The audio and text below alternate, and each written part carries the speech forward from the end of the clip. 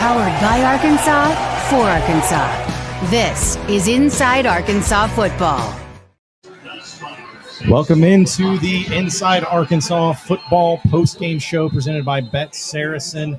I am your host, John Neighbors, alongside Curtis Wilkerson and Andrew Ellis. We are live here from Goat Lab Red in Fayetteville. Just got done with our watch party, our live stream of the Arkansas Razorback game against Tennessee. But, fellas, too little, too late. Arkansas loses this one by a final score of 34-31 to the Tennessee Volunteers. Your reaction? I'm still trying to figure out exactly how I want to feel about this. I'm not super angry or upset or anything like that. I mean, all week, really for the last 2 weeks, we said, okay, can we see improved effort from this team? We did. Can we see them tighten some things up, play a little bit better defensively? And they did. They covered. You know, it's a one possession game there at the end. You needed one more stop to get the ball back and have an opportunity there. A lot of things to be really encouraged about, but at the end of the day, you lose the turnover battle 3-0. You had a lot of missed opportunities in there, and it's another one-score loss. So in ways, it's encouraging, and I feel like they definitely took a step in the right direction. And for those who might be in the crowd of, well, you know, same story, different day, new chapter, whatever, I understand that as well. I get it. Yeah, this is a prime case of your expectations kind of dictate what your experience is. Like if you came into this game being like, hey, we have to win for me to feel good, then of course you're not going to feel good. And I'm not saying you should be like thrilled and bouncing off the walls, but I'm trying to like talk myself out of how comfortable I feel with the loss.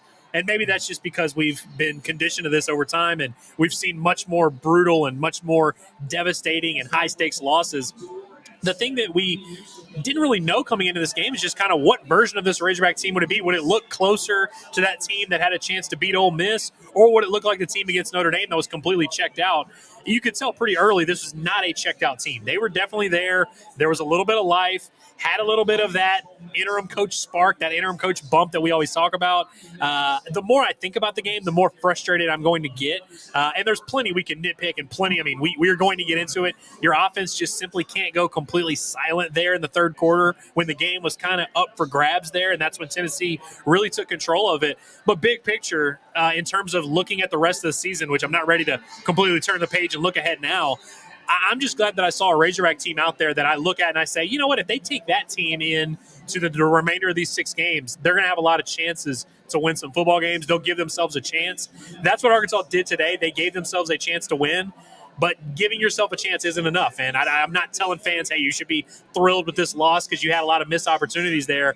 I think when Coach Petrino and his staff look at this game, they're going to look at that third quarter and just be like, man, we had to find something to get offensively. Should we have kicked that field goal when we had a chance? Maybe, but really you just can't go whatever it was, 3 or 4 straight possessions where you had a chance to take the lead and get nothing. Yeah, I mean, listen, we all felt like, hey, you go into this game, if it's a game in the fourth quarter, you know, that's kind of what you want to be. And, you know, Arkansas was down, I think it was at 17, right? I think is what the most they were down by. 34-17. Yeah, we were sitting there looking at it going, man, how bad could this actually get? Yeah, and then, again, it's like you can't beat a team like Tennessee on the road and have the things that happened. I know that like Tennessee got a bunch of penalties. Yeah, you got more penalties than you did, but you did not get a single takeaway from them.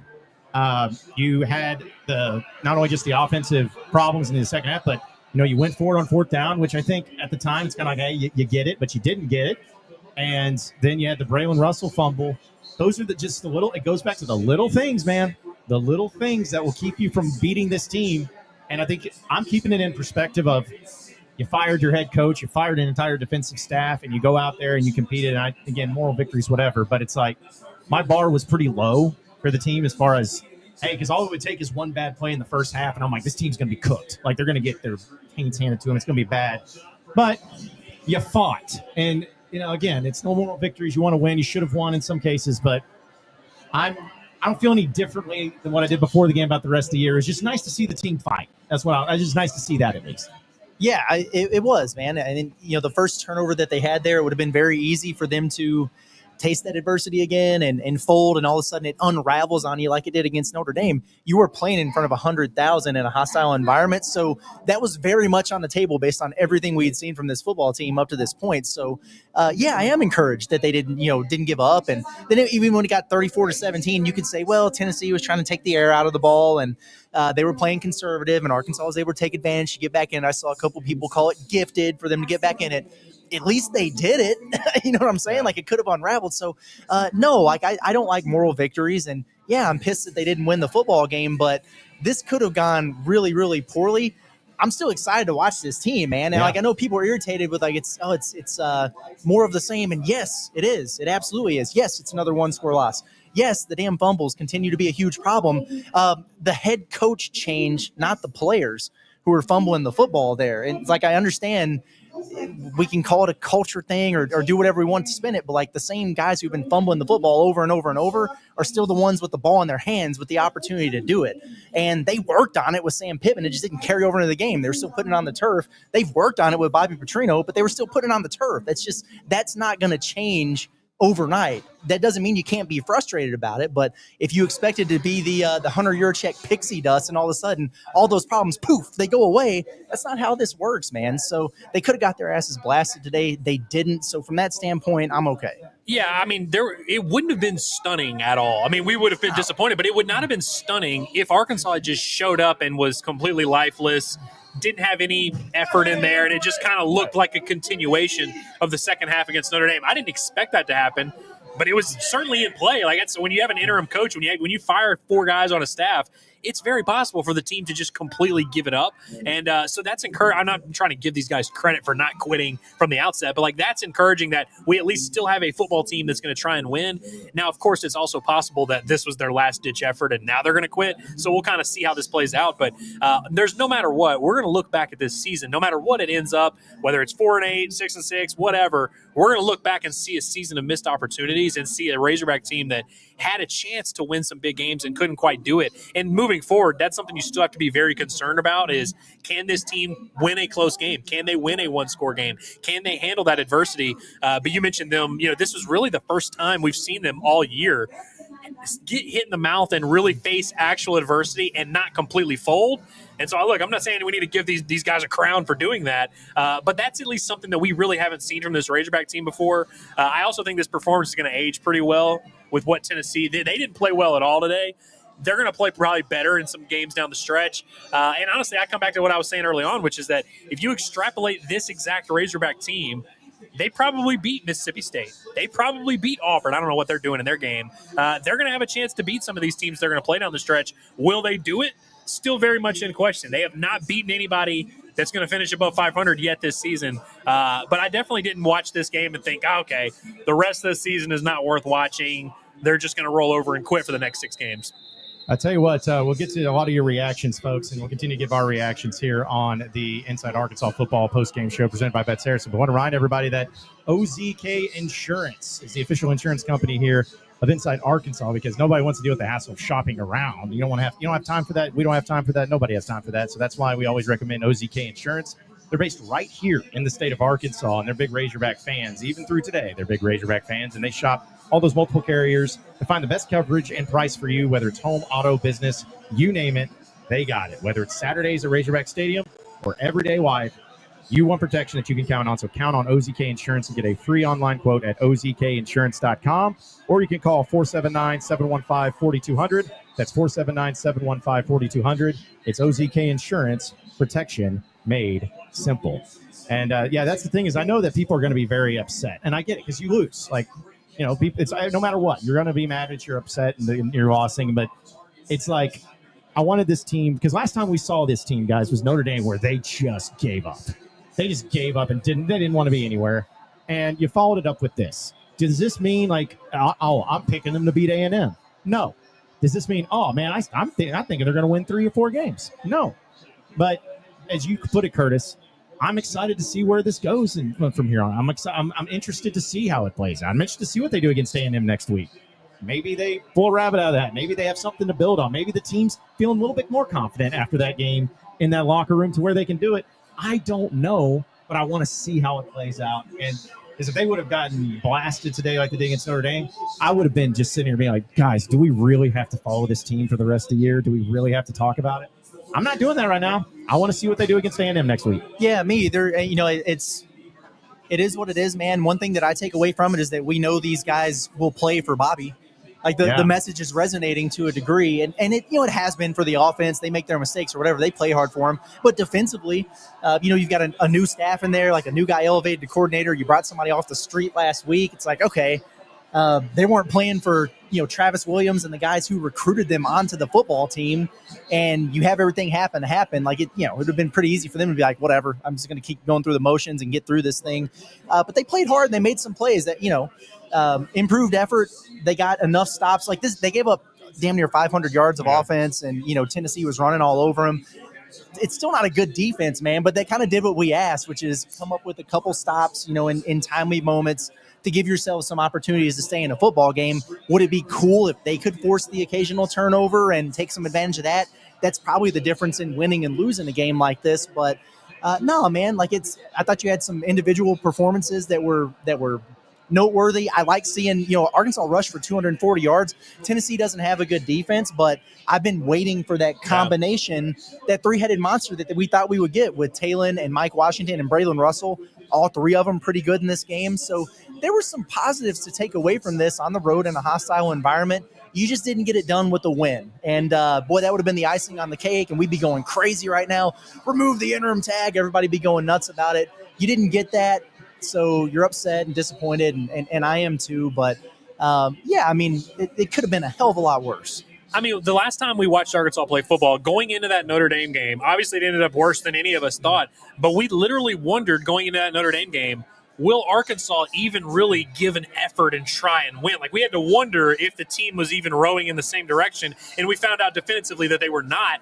And coming into this game with so many changes, so many unknowns, coming off a bye week, we wondered again, is this team really even going to try? Will they all be locked in? And when you're a head football coach, whether it's interim or full-time, there are a never-ending list of problems you have to solve, whether that's your O-line, your defense, schematics, locker room morale, all these different things.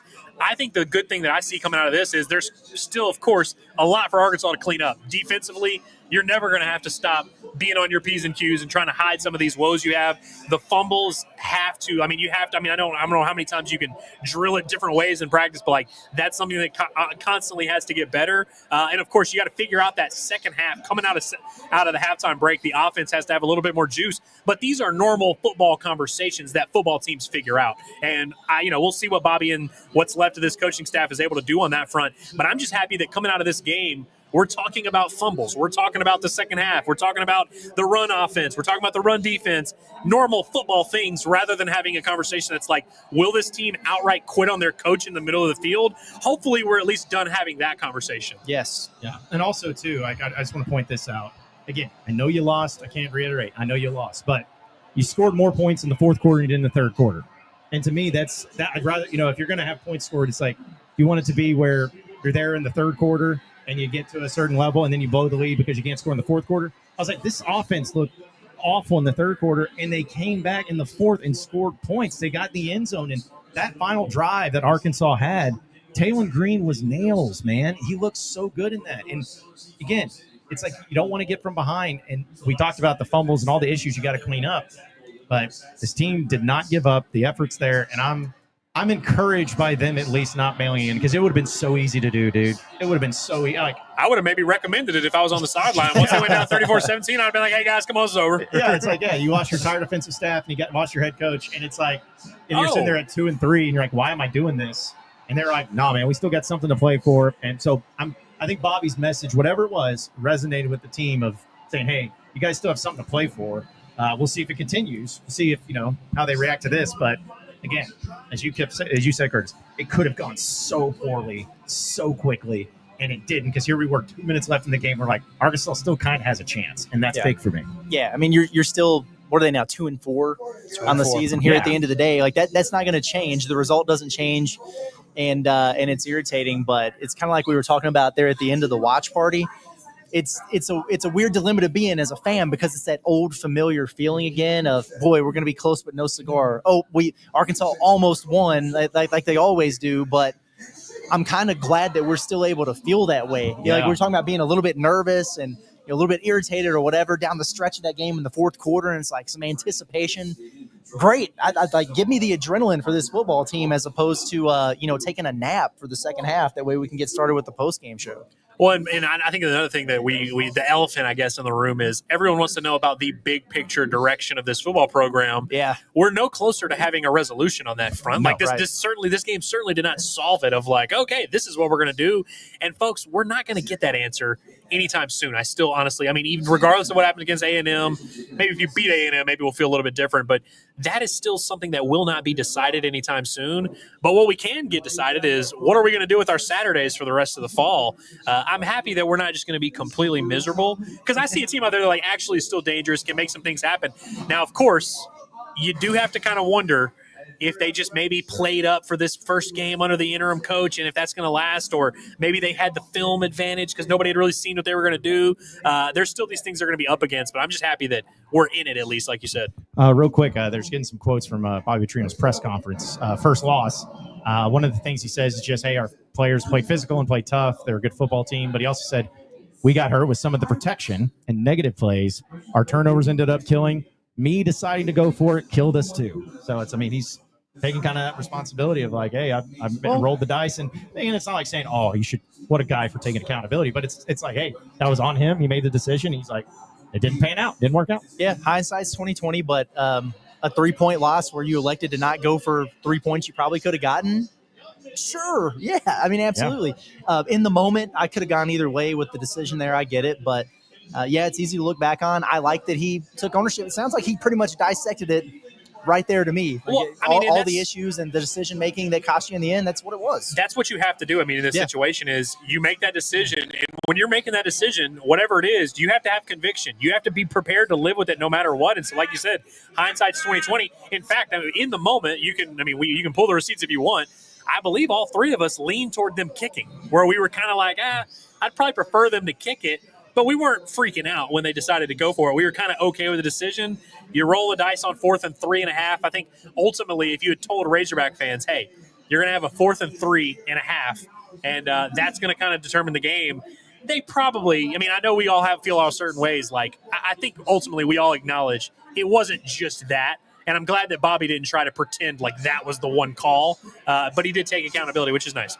Yeah, he was just all over the place with it, and we'll get some more quotes and, again, your reactions and some other breakdowns, too, here on our Inside Arkansas Football postgame show presented by Bet Saracen. But want to remind everybody, the Walter Christmas Lighting of Arkansas, it's one of our great sponsors here at Inside Arkansas, because they do a great job when it comes to lighting up your home. We know Halloween's getting closer, and it's going to be pretty tough to get your lights up. But don't worry, Christmas is going to be here before you know it. And they do the best job around, whether it's in Northwest Arkansas Central or Northwest Arkansas or the River Valley. You can always count on them to make your house be the talk of the neighborhood. They provide all the materials, any color, any pattern that you want. And if you get the Halloween lights in time, you'll also get your Christmas lights 50% off. It's that simple. So give our guy Brett a text today at 479-459-1380. That's 479-459-1380. You can also check out their website at walterchristmaslighting.com or like them on Facebook by scanning the QR code right there on your screen. It's Walter Christmas Lighting in Arkansas. They're the local holiday lighting experts. All right, again, we're here at Goat Lab Bread. Appreciate them having us out here, and great time, great crowd that was getting pumped up and excited about it. But before we get to the chats, just kind of looking at the stats, I know we kind of went through like offense and looked at that. The positives about that, Mike Washington, you mentioned Braylon Russell. Hopefully he's okay. I know that he's back in there. Yeah, he's back in there. It took a scary shot there, but I thought that, those guys played well. I think Omega Blake. How about Braylon Sharp? Braylon Sharp, man. Yeah. Is he the MVP? By far his best game as a Razorback. 7 targets, 7 catches, 76 yards. Had some tough grabs, too, like 3rd and 6. Takes a massive hit, comes down with it. I've always been kind of dismissive of every receiver not named Omega Blake. Yeah. Maybe we shouldn't be. Yeah, no, he was great too, and that was the thing is you spread it around a lot. Like, obviously Taylor's a quarterback, and he's going to have a lot of those plays, and some of those fumbles that he had were not great, obviously, because I think he fumbled 3 times and turned it over twice. If I'm mistaken. So just by himself, he was able to recover. I don't know how he was able to recover that other one that he got, but so that was pretty brutal. But yeah, a lot of another balance, sharing the love all around. And I mean, Mike Washington having 19 carries, 131 yards was impressive. Yeah, it's that's really, we've kind of been waiting for that because he's had these games where he'll pop off a huge run and then he's getting met in the backfield like 4 out of his next 5 carries or whatever. So it's been kind of boom or bust. It was nice to see him have a game where he's just consistently getting the rock and consistently picking up chunk yardage there. 6.9 per carry. That's nice. 17 for 63 for Talon, 8 for 47 for Braylon Russell. I thought he had more carries than that, but I guess he was out for a decent amount of the second half there. I think the most encouraging part about today, and I know that we're like this is like the sunshine pumper stream of the year right here, but the most encouraging part is like what Arkansas did offensively. It'd be one thing if they came out and were running all this crazy misdirection, completely changed the way they did things. They certainly ran the ball a little bit more and were committed to it, but schematically, it's not like they pushed the envelope and did anything crazy. The things they did offensively, I feel like they could continue to do week in and week out. They'll face some defenses. Texas and LSU have better defenses than Tennessee, so they'll face a little bit more resistance. But I would feel like it would be one thing if Arkansas just played in a way that I felt like wasn't sustainable, like they just made a bunch of weird things happen and were close in a game that really wasn't that close. I kind of feel like what Arkansas did was gave themselves a great chance to win and honestly had a lot of missed opportunities. Like if you'd have told me Arkansas was going to lose a turnover battle 3-0, I would have been like, man, they got smoked. Yeah. I mean, especially when you were getting zero pressure whatsoever on the quarterback and Tennessee was living on top of yours. You know what I mean? Yeah, right, I mean, right. Like you outgained them given that situation there. But I look at it and I think, gosh, dang, man, they fumbled the football 4 times and you lost the turnover battle 3-0. But I think about how many hits Talon took and how much duress he was under. And I'm like, I'm kind of surprised they didn't turn over a half dozen You know times. how people say they want an opportunistic defense of like do the bend but don't break, That's but the then thing. force a turnover? Yeah. That's exactly what Tennessee was That's right. today. That's right. 9 tackles for loss for Arkansas's 2, 5 sacks to Arkansas 0, 3 turnovers, 4 forced fumbles overall to Arkansas 0. And Arkansas really didn't even come close to forcing a fumble. That's something that, of course, this defense, we can officially declare this defense is not just going to become good overnight. Like that's just not going to be a thing that happens. They might not even be able to come average overnight.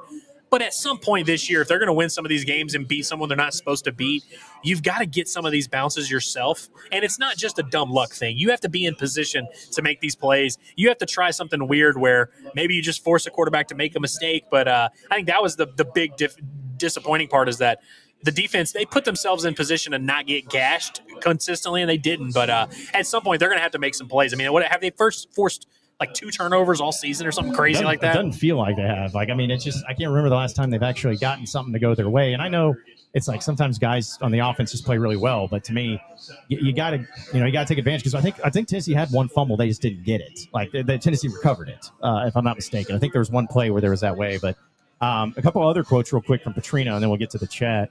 One of the things he said was about the decision to go for it on 4th down late. He says, we went into the game saying, hey, we got to be real aggressive. I thought we had the call for the last one. Sharp was wide open, but we went to the other side.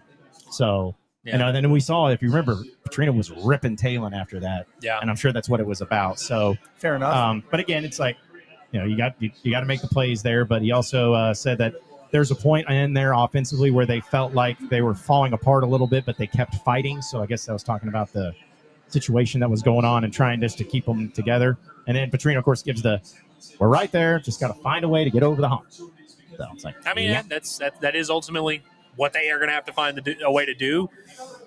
Yeah. I mean, in a nutshell, sure. Yep.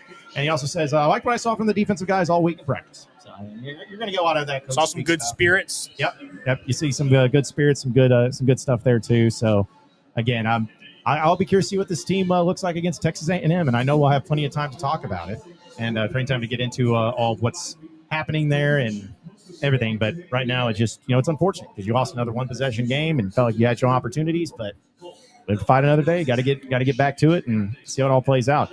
Real quick though, before we get chats. There was no other major injuries, right? That of Arkansas was as far as could be impactful. I know Braylon got dinged up. I don't think there was anything else. Okay. Corey Robinson came back into the game after he was just not on the field for those. Well, was Marion Harris hurt or did he get benched? Yeah, that's another thing. Which, like I said, we'll keep you updated if that ends up happening. But all right, let's go get to your chats because I'm sure you guys are being really nice to each other. Super chats get read first. I want to shout out to Fark. He gave us one, but he's like, believe. My first super chat, he just said, just wanted to say better showing from the Hogs, better team won. That's fair. Yeah. But appreciate the super chat, Fark. Have to make sure I say that right. I think it was Fark who I saw later in the chat that was like, for the love of God, somebody get that checkered pattern away from Ellis. That's why I moved the. Oh, okay. To be fair, it was red and white checker. It wasn't like the orange. Yeah. Stripiest Wig, appreciate Super Chat, says, little contribution here. I couldn't really ask for more of the defense considering where we were coming into this game. We have struggled with turnovers. Yeah. I mean, that's the thing is like we were talking about it. This defense, are they going to go from 16th to 9th? No. In the SEC, no. But can they go from 16th to 14th? Maybe. And we'll see because I'm not saying Arkansas is going to win much of these games, but this is a really good offense you went against. Let's see what you do against a Texas offense that's been struggling or an LSU offense that doesn't look as good. We'll see. We'll see. Yeah, don't get me wrong. Like I'm not in a situation where I see what the defense did today and I'm like, oh, I'll take it.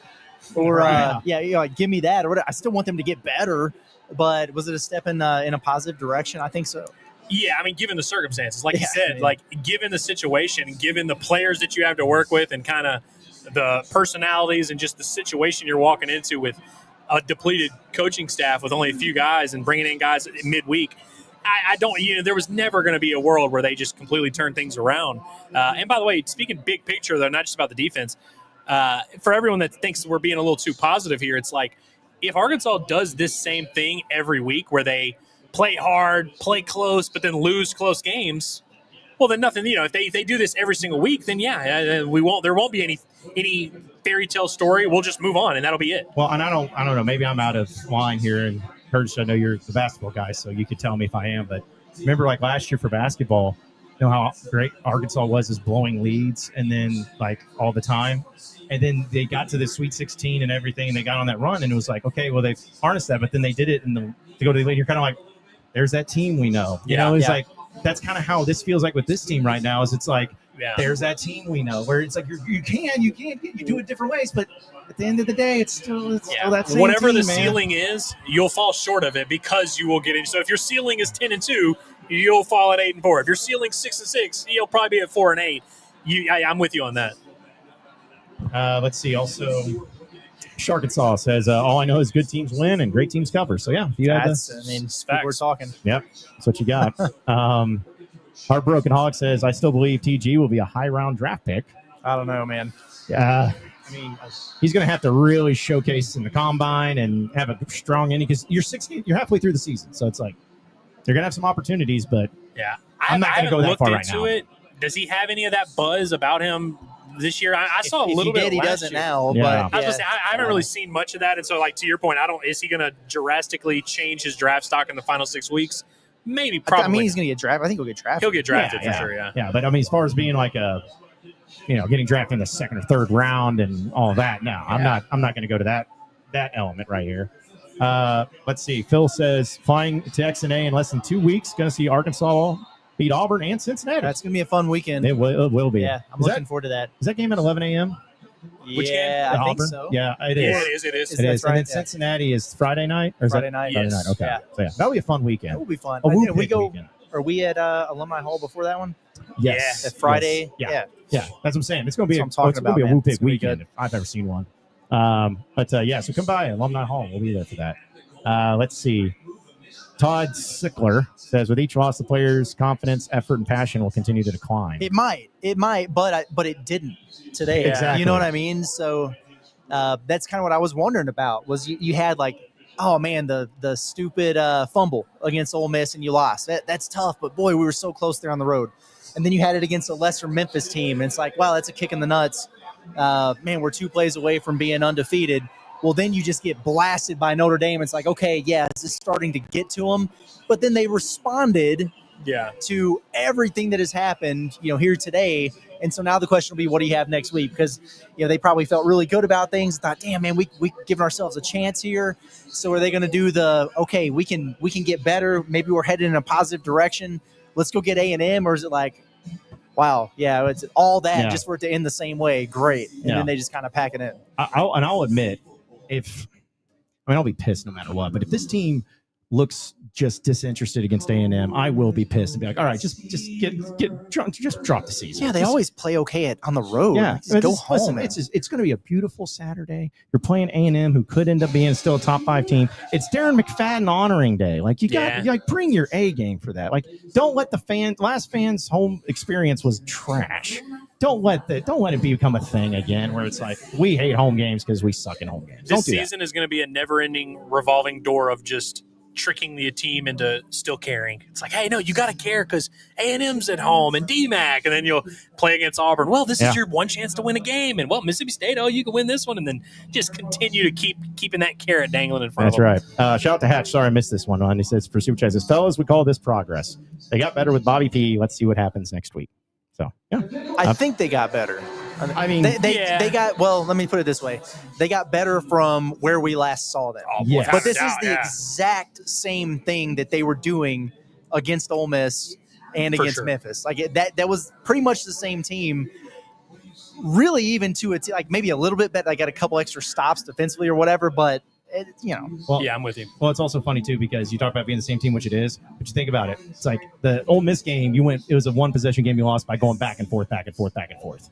And then it's like, then you lost the Memphis game because you just gave up a big lead.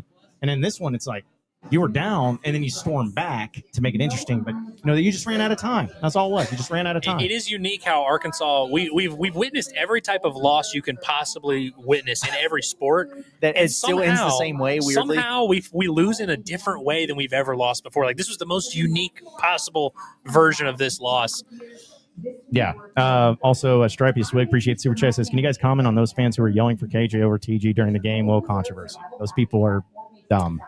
I'm sorry. Like that was happening. I'm about to say I didn't see it, but if there was, people are dumb. I mean, if you're gonna play KJ, fumbles, if you're playing KJ, that would just be basically you saying like, hey, we're punting on this season. Like we're just going with the youth movement, and like I'm not even saying it's the wrong move, but it's like benching Talon would be a lot deeper than just ball security. Like that would signal to the team, hey, we are no longer like really trying to make this work. I mean, unless you're going to put him on the offensive line. Yeah, I don't know. Yeah. I mean, and make no mistake, like Talon has to hold on better to the football. Sure, he's got to be good, but it's like there's one thing to say of like, hey, he's got to clean up this issue, and we should bench him for a redshirt freshman who likely is going to be even worse. So. Yeah. Right. Yeah, you got to listen. I mean, Talon Green is what he is, man, and he has been. Yeah. And everybody who thought that it was going to be this miraculous difference, year two, Bobby, been trying to warn people for the longest. Like at some point in your football career, you are what you are. And what Talon Green is a very good SEC quarterback.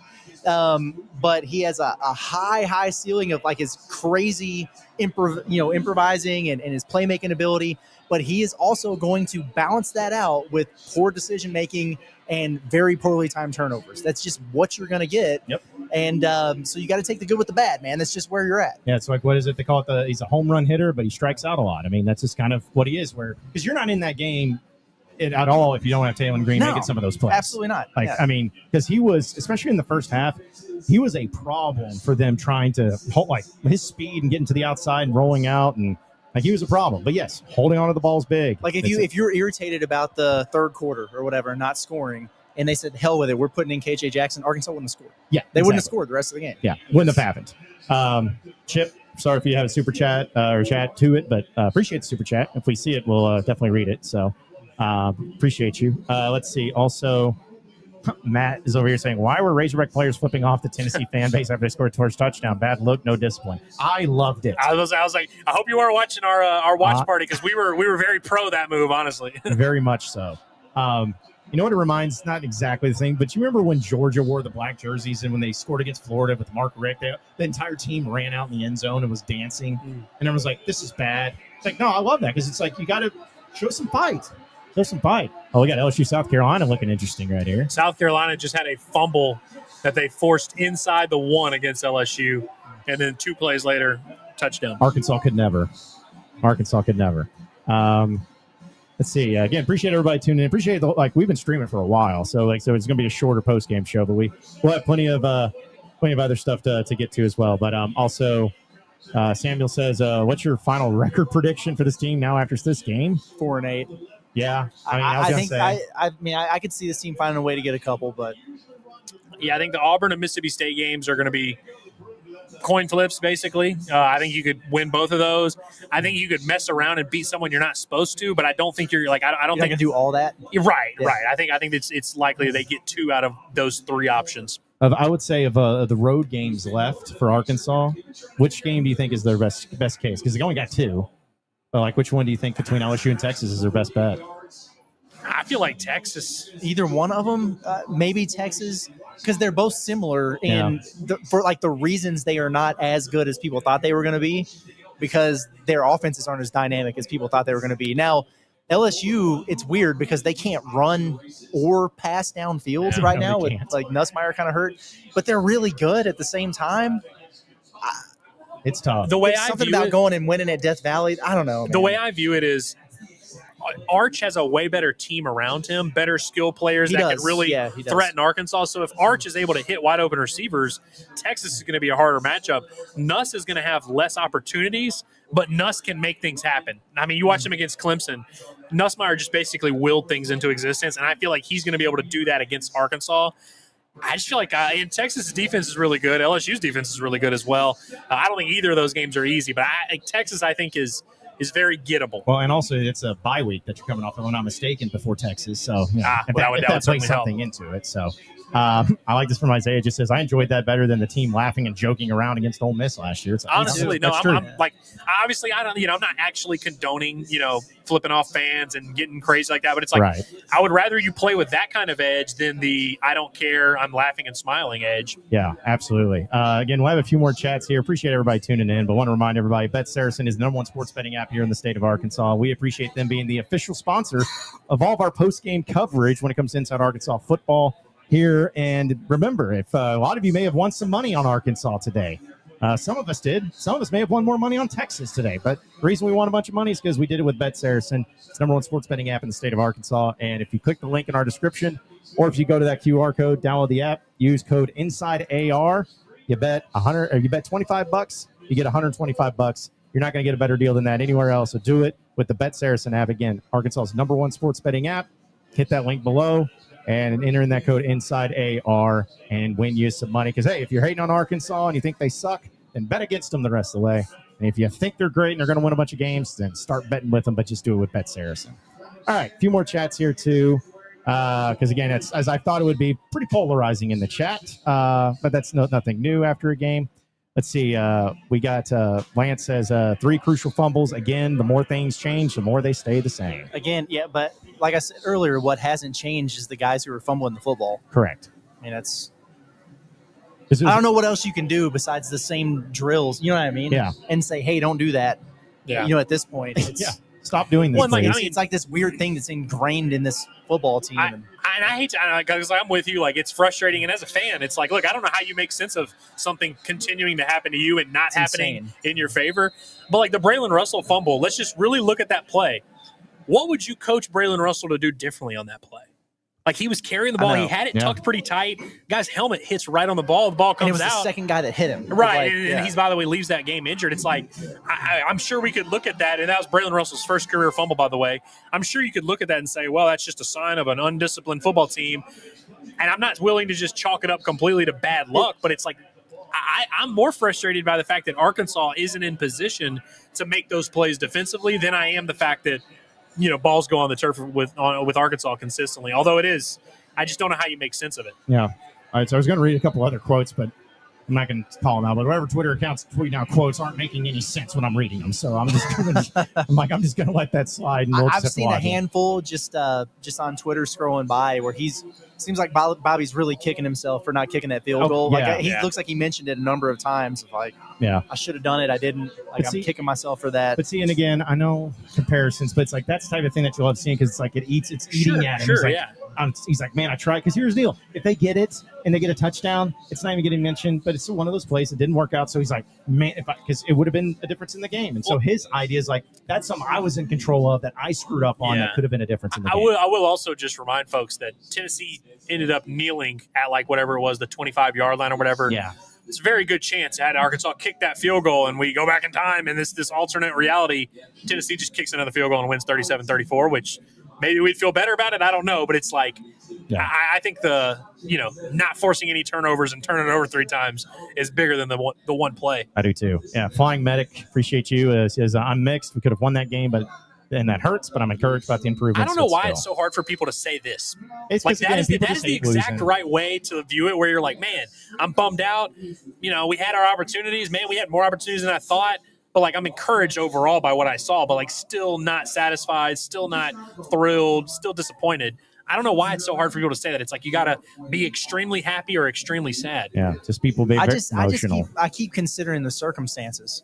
Exactly. You know what I mean? Like it's not excusing the same stuff or that it's not frustrating or anything. But I mean, you have to consider where you're at. I think, which is that you're not even halfway into a football season here. I guess you are officially halfway there now.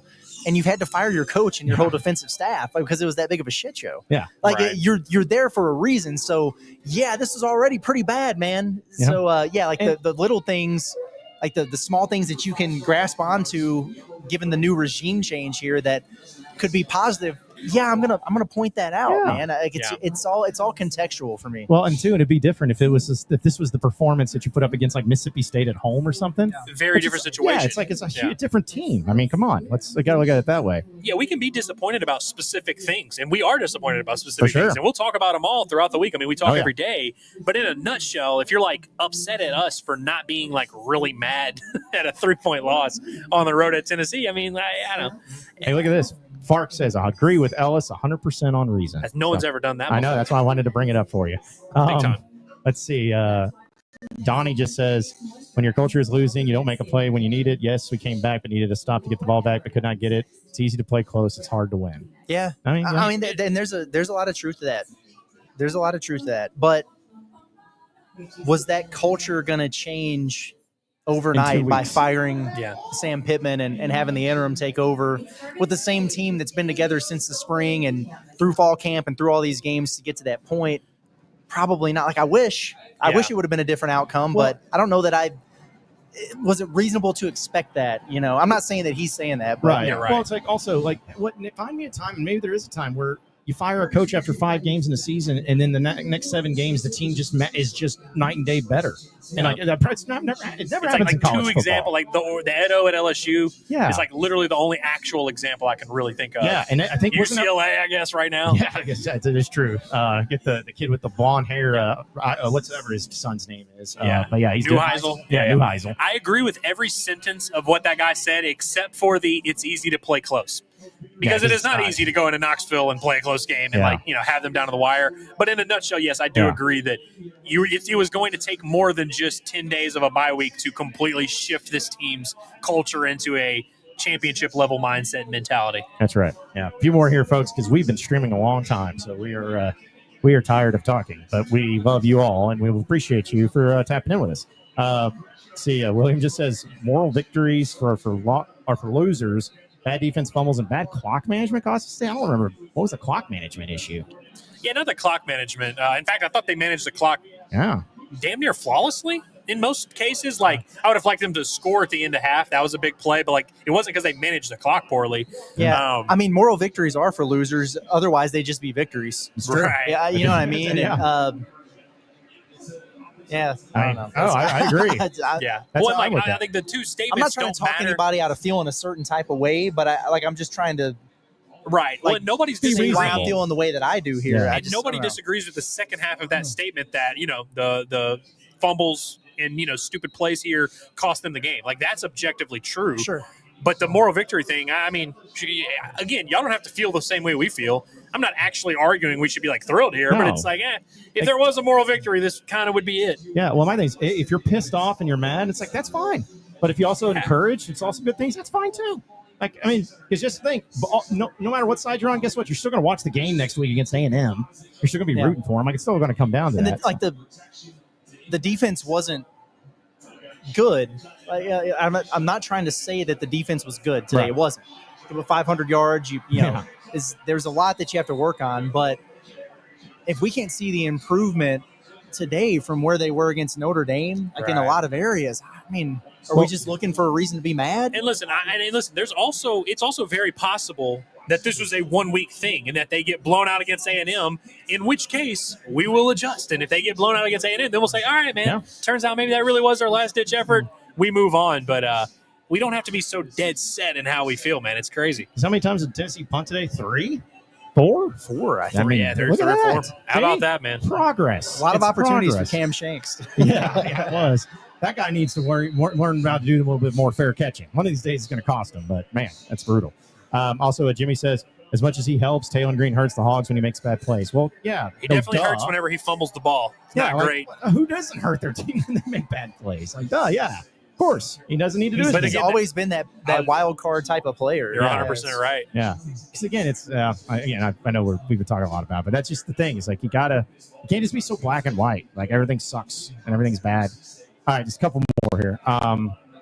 Actually, you know what? I don't even know. You guys are just wilded in here. I can't even keep up with it. But either way, let's see. Oh, yeah. So Tristan was saying, hey, losers lose, boys. If you don't have a winning culture, you don't win. Turnovers, missed opportunities will get you every time. It's true. But, again, some of there. And then Parker was just mad. He was just like, when we get in these positions, we don't know how it's going to end. No other fan base goes through this. That is not true. That is not true that no other fan base goes into close games and feels like their team might lose the game. Exactly right. Man, guys, it was fun hanging out with y'all all day long. It really was. It was a fun time at Go Lab. Let's not lose sight of that. Yeah, it was. It was great. We appreciate Bill. Appreciate Go Lab Red. Appreciate everybody coming out, hanging out. It was fun to watch the games. Entertaining to the end. It's not like we were sitting here like, oh gosh, we got to get this stream over with. But it was awesome, and we can't wait to do it again. And remember, tomorrow you got basketball action. All y'all are pissed off about football. Curtis and Andrew are going to be down there in Hot Springs talking about the tip-off tour live from Blue Ember. They're on Higdon Ferry in Hot Springs. So I have to make sure everybody's tapping. Switch up your energy before you get there, because it's going to be Kool-Aid sipping. I'm letting you know right now that's what it's going to be tomorrow. Do not try and talk to us about moral victories when it comes to Arkansas looking good in the scrimmages tomorrow or whatever 5-on-5 we do get to watch. That's right. Yeah, it's going to be awesome. What time is it? 5-ish? Yeah, it's hard to say, man. Like the event starts at 3:00, and they're doing introductions, and then they're allegedly doing a scrimmage. I don't know if it's going to be like the full red-white game type of deal, or if they're just going to play a little bit, what that's going to look like. So, yeah, we scheduled it for 5. I'll try to hop in the little the YouTube chat and let people know, like, once we're leaving the arena, when we're going to try to get started, because I know it's not streamed. So like nobody's going to know if you're waiting at home to watch the live stream. So we'll do our best to communicate that with you, and we'll put it out on Twitter and everything like that, so people know. Are you going to have to keep up with the box score, or do you think they're going to have K Wood down there keeping up? Yeah, right. There's going to be a couple things that we are going to, like, I'm going to try to track the 3-pointers, and the live action and stuff like that. But it's going to be awesome though. So be sure to tune in for that. Well, guys, any final thoughts before we roll out of here after like 4.5 hours straight of streaming? Appreciate everybody for tuning in with us, and it's always a good time hanging out. Appreciate Go Lab Red for having us again, and sorry I'm not as mad as some people want me to be. That's all. But it's not dismissive of people who are really pissed about it. It's just not how I feel personally. It's all good. Yeah, and I also want people to understand, like, it's not like we're like saying you shouldn't. I really don't. I think we all experience things differently. We all view it through a different lens. There's room for all that. I just hope you give us that same grace as well, where you kind of see our point of view. But like you said, appreciate everybody for, I can't wait to look at the numbers of how many people were like tapped in through the whole game with us. Appreciate everybody that joined us on this. Appreciate everybody that came out to Go Lab. It's now cleared out here a little bit, but man, we had a great time here. Appreciate them for hosting us. And the Diamond Hogs won today, so it's still a good day. That's right. Yeah. And just real quick, remember, folks, get this Tuss beer right here for Go Lab. You can come to Go Lab Red. It's usually a $50 for a case. They're doing it for $10 if you come to Go Lab Red or Go Lab Brewery up in Lowell. Also, if you want then the drawing for the Nikki Glazier tickets for the comedy show, it's going to be up there at the Grove. You got to come here to the Go Lab Red location, 1214 North Garland Avenue. Just ask the bartender about how to get in the drawing, and they'll hook you up with it as well. So that'll do it for us today for a long day. Appreciate everybody. Appreciate Go Lab Red. For Andrew Ellis, as well as Curtis Wilkerson, intern Cameron that was here earlier, I am John Neighbors. Same sports show, same sports channel. Hey, next Saturday, but keep tapped in, folks, for Pot at the Palace tip-off tour reaction tomorrow down in Hot Springs. We'll see you then.